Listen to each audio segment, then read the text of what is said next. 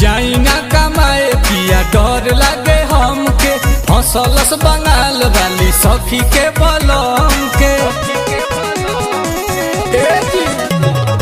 जाई ना कमाए पिया डर लागे हमके हंसलस बंगाल वाली सखी के बलम के पूछऊ किया दी पिया घोर के पिया दी पिया जान के न खतरा उठाई ती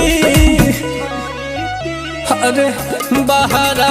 न जैती पिया घर ही कमाई